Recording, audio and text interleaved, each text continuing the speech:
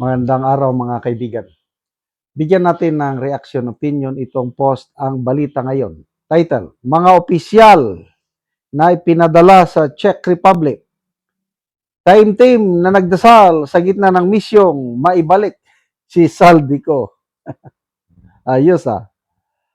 Sa gitna ng komplikadong proseso ng pagpapauwi kay Saldico, kapansin-pansin ang isang eksenang hindi pangkaraniwang larangan ng diplomasya, ang taimtim na pananalangin ng mga opisyal ng Pilipinas na ipinadala sa Czech Republic. Sa isang misa, dumalo si Justice Secretary Frederick Vida kasama ang iba pang miyembro ng delegasyon sa Church of Our Lady Victorious and the Infant Jesus of Prague. Ang kanilang presensya roon ay bahagi ng kanilang pananatili sa bansa habang inaasikaso ang legal at diplomatic na hakbang para maibalik si Ko sa Pilipinas. Sa gitna ng kanilang misyon, inamin ni Vida ang bigat ng kanilang responsibilidad. Sabi niya, yung Secretary of Justice, I always pray for everything that's good for our country. Hindi kasi madali ito. Ang sitwasyon ni Ko ay nananatiling umanong sensitibo, lalo na't may mga usaping jurisdiksyon at dokumentasyon na kailangang pag-aralan bago maisakatuparan ang kanyang pagbabalik sa bansa. Okay. Unang comment ko dyan is, maraming kumu-question, bakit itong Secretary of Justice at iba pang mga opisyalis ng gobyerno gumastos na naman ng limpak-limpak na salapi, pera ng taong bayan para sa misyong ito na pwede namang magawa ng Philippine Ambassador to the Czech Republic. To me, it's a waste of money. Yung interview ni Mr. Ted Filon kay Congressman Garbin, yung Ako Bicol Party List Congressman, kini-question niya, bakit nagpunta doon? Hindi pa man verified ang presensya ni Saldico. Saldico doon, nagpunta na. Ang daming kumu-question. Kahit si Attorney Harry Roque, sabi niya, anong ginagawa dyan na? Trabaho lang yan ng ambassador. Kaya, dito mo makita yung style ng gobyernong ito. Nung tawag doon, nung kabataan pa namin, asyong aksaya. Mabuti sa kanila dahil sila may hawak ng pera. They are living in luxurious hotel. Sigurado doon. Pagkain, masasarap, lahat. Gastos natin lahat. Maalala ko tuloy yung biyahe ng presidente sa United Nations nung bago lang sumiklab ang giyera sa Middle East. Sabi niya, magtipid tayo! Yung hindi kailangan biyahe sa labas ng bansa, huwag nang pumunta. Mamaya, siya ang unang pumunta. Nagbayad ng 2 charter jets.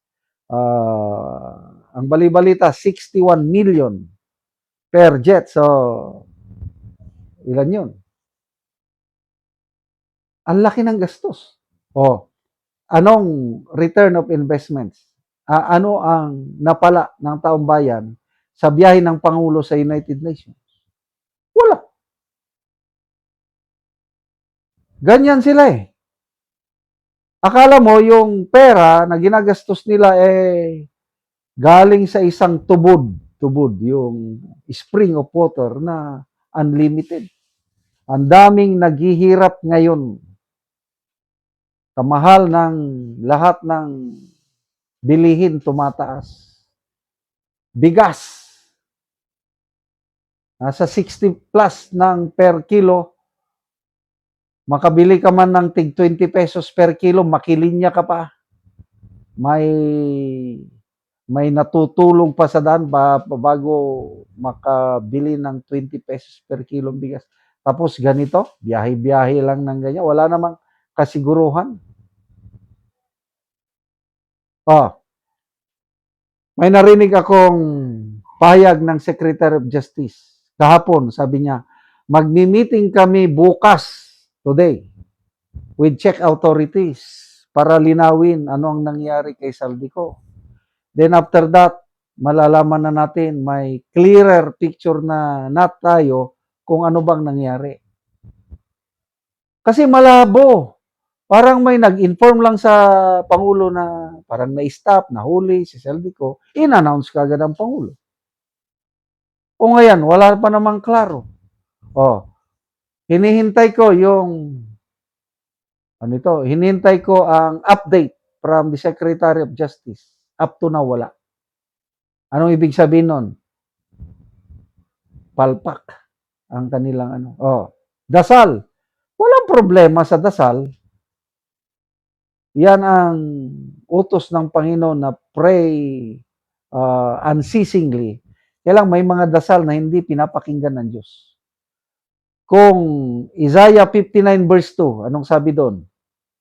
Yung kasalanan ninyo, yan ang dahilan kung bakit ang kamay ng Panginoon hindi niya kayo matulungan. Yun ang dahilan kung bakit hindi niya marinig ang inyong mga dasal. Kaya hindi lahat ng dasal pinapakinggan ng Diyos. So, sige, dasal pa more. Sana magtagumpay kayo at maibalik nyo dito si Saldico sa lalong madaling panahon. Sana nagdilang anghel si DILG Secretary John B. Crimolia. 3 weeks lang makarating na.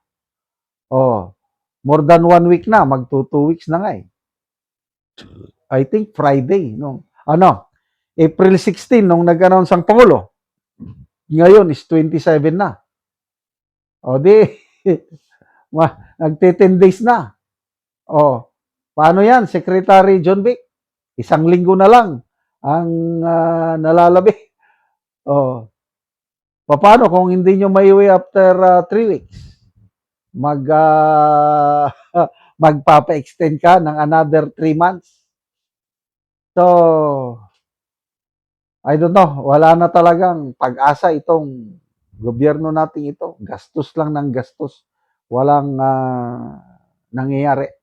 Salamat mga kaibigan sa inyong pagsubaybay sa channel na ito. Nakakatulong kayo ng malaki sa tribong Talanding ng Bukidnon dahil ang sweldo natin sa channel na ito is pantulong po sa tribo.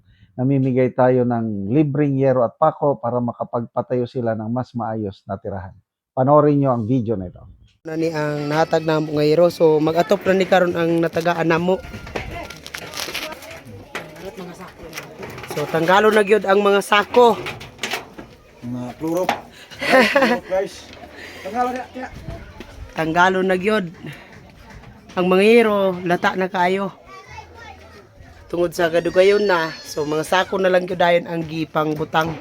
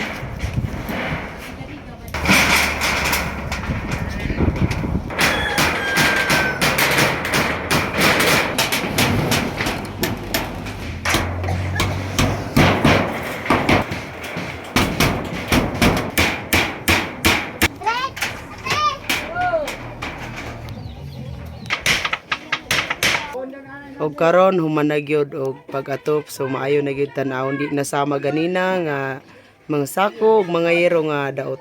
So karon maayo na gayon. Sa Ginoo nga, salamat sa nagtabang nga tagaan gyud mig at mga top di na maulanan, so especially salamat kayo sa Ginoo nga sa isugo sa Ginoo nga tao nga mutabang sa mga, so mura na daghang salamat. So salamat kaayo.